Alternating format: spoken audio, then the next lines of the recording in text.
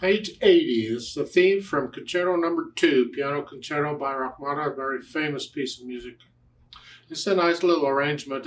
So I'll look it over. It's 3 pages long.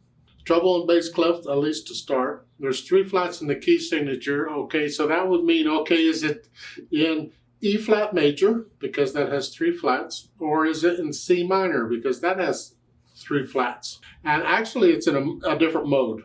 And I'm not an expert on the modes, so I'll let you all deal with that. But as far as the scales go ahead and do the E flat major and C minor, because of the 3 flat thing. And you'll cover, and the arpeggios too. And then cut time, or it's just 2/2 time. Now, remember when I learn a piece that's in cut time, I turn it into 4/4 time temporarily to learn it. That way a quarter note gets a count. It's easier to count the rhythm. Once I have the rhythm down okay and I'm not counting, I'm feeling it, then when I put it in the speed, up to speed, I'll put it back in cut time. So I'm going to talk about this as though it's a 4/4 time at first. One hand at a time. We're moving around quite a bit here. Right hand. I don't really want to spoon feed you the notes here. You can read these notes on yourself. Just the fingering of the book is fine. You can use it just like it is. I connect everything at first. We'll put in the slurs and phrases later. I just want to connect everything with the fingers if I can. Lift up for the rest. You get to the bottom of the page on page 80. It's the last measure here. Or next to the last measure, last 2 measures on page 80. It's here. You hold that down as you do that. And then you can lift up. They want 2 again. I would recommend thumb if you can do it here and connect it. And just 1, 2, 3. That's what I would do. I mean, you can do the fingering if you both want, but I just prefer 1, 2, and then cross under. Yeah, now measure 29. Again, we got multiple voices going on, and then it's here. The melody is there. That's what we want to hear. These others are harmonies. So here, hold these down. But we want to hear that. And then 3. Measure 25 and going on, you got octaves in the right hand. Again, we've had this before where you have to aim your right hand right. I only aim 1 finger. Either finger will do. You should be able to do either one. Usually it's the melody note, but here, probably the thumb. Here, and I just hold my hand in that position more or less and let the other finger go. Although on black keys, I use 4th finger, not 5th. You can use 5th if you'd like. But I use 4 here. Then I'll measure 27, again, multiple voices. Hold the whole note down. Here.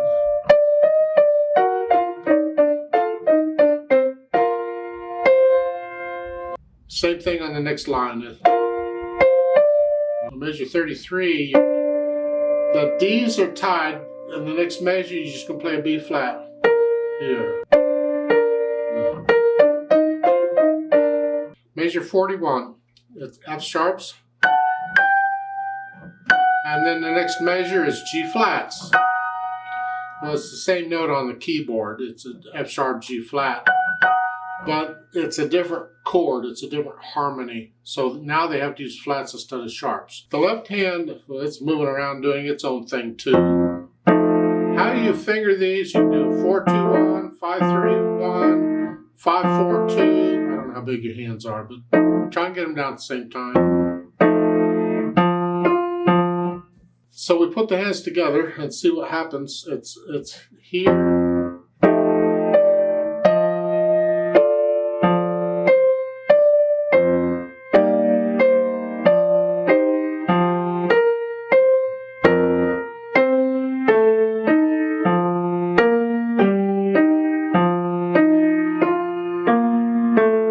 So in the left hand, the F is tied all the way across. Well, I got these.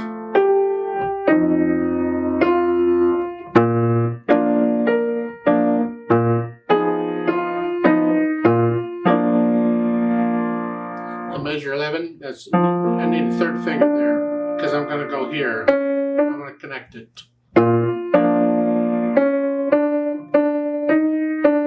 Now measure 13, it's here.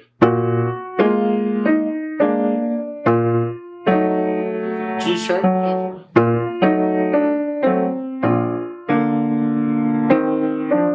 F is tied, hang on to that.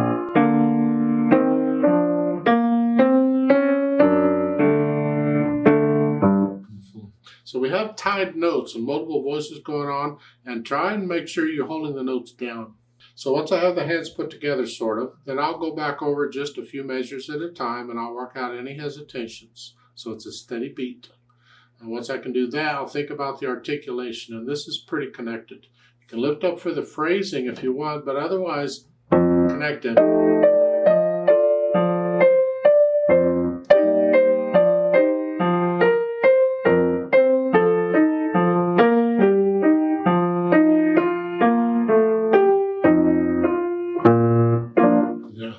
Now, at the end of the second line, I would connect this to that, to the first note of measure 9. I would connect that.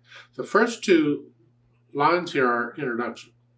They're kind of just, it's just part of this arrangement. It just sets the mood. But in my mind, that leads into this. So I would connect it.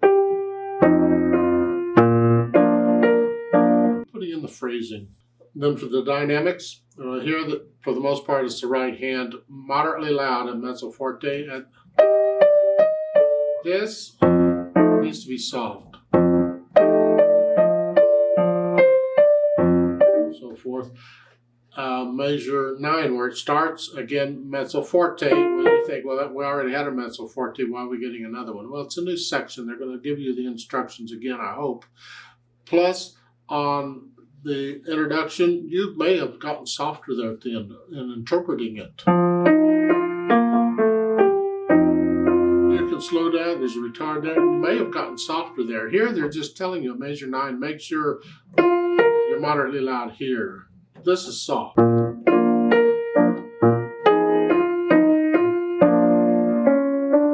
you have a swell there, measure 12.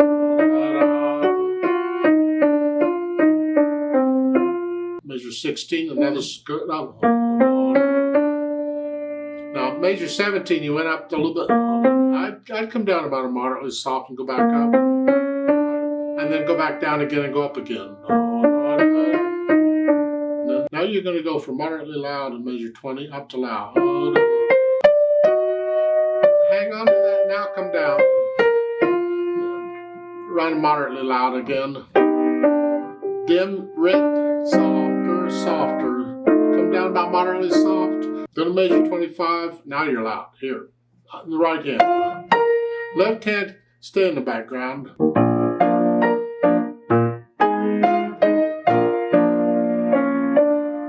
Now, it measures anywhere. It measures like measure 27 and 8 and so forth, where you're holding a.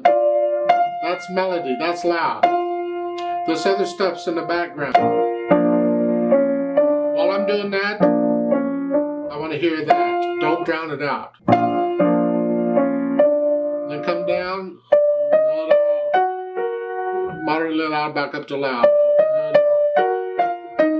Now come down to moderate. And again, we want to hear the melody. So each time I get a crescendo, I come down and go back up. I don't crescendo from where I'm at. Now, when you get around measure 41 or so, this is the climax of the piece. This, now you're very loud here. Come down to loud, and go back up to very loud. And then go down. You're just loud there around measure 43, but now you got a crescendo, you're going to go back up to loud, and they don't tell you where do you get loud. Let the music tell you. There. In measure 47, the half note, that's my target. That's where I would be very loud again. And then come down. And then measure 49 back down to moderately loud.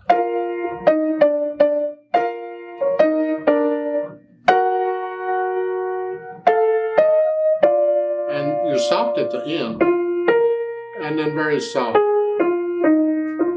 making the left hand super soft. I only did the melody there because that's really what we're talking about in dynamics. Everything else got to stay out of the way. Now, once I have an idea of the dynamics, now really the dynamics is part of interpreting it. Listen to the orchestras play it, and the pianists and so forth. They'll give you an idea of these swells you're getting louder and softer. Then the speed, and this is where we put it back. We want to feel it in 2. 1, 2, 1. Minimal motion means less motion. Well, it's a cut time. 1, 2, 1.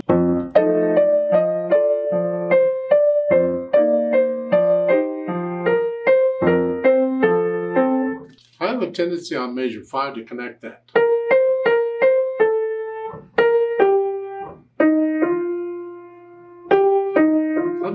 To me, these are more slurs than phrases. So except for the rest, I think I connect all of that.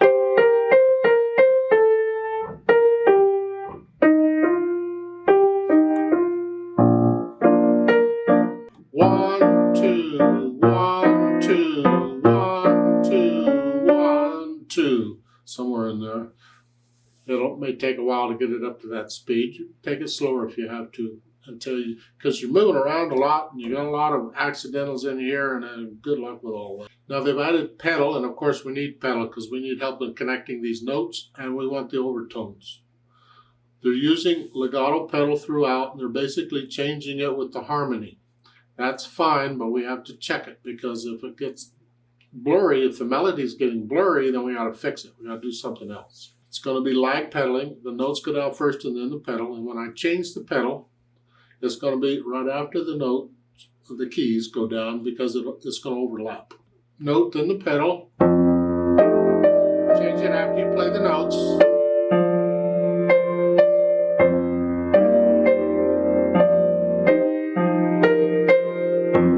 And that's basically what they're doing throughout.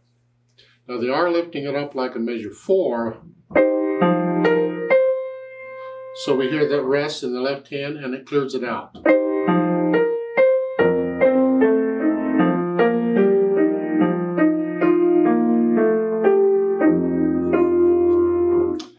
That's okay if you don't mind it. I find it still a little blurry.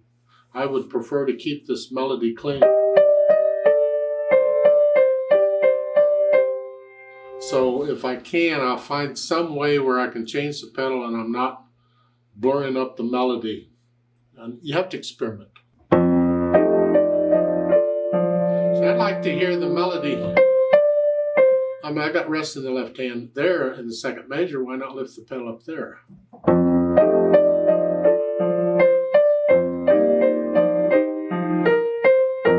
It matches what you do in measure 4. It's interpretation. Which do you like better? If you prefer the pedal down, leave it down.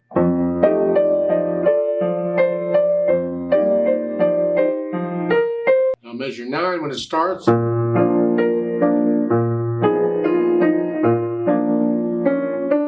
As I play the notes in measure 12, I lift up, clear it out.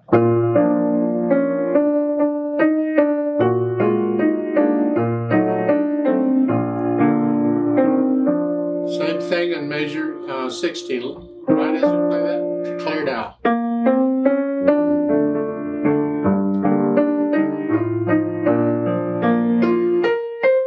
Here. So I think their pedaling for the most part is pretty good. Now, when you get to the bottom line on page 81, it's here.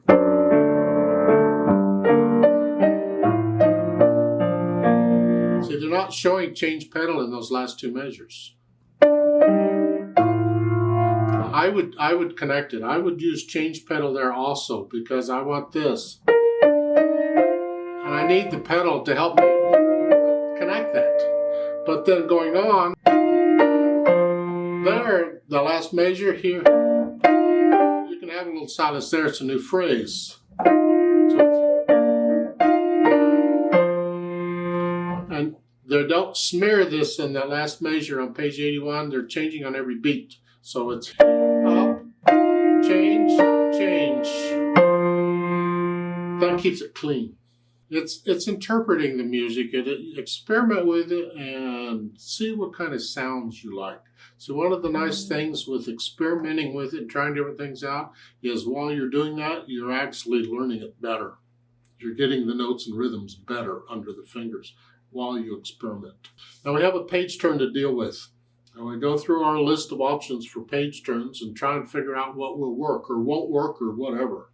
Ideally, you memorize this. That's always first choice. Or at least memorize page 82. That much of that would help. If not, get somebody to turn the page for you. That's nice too.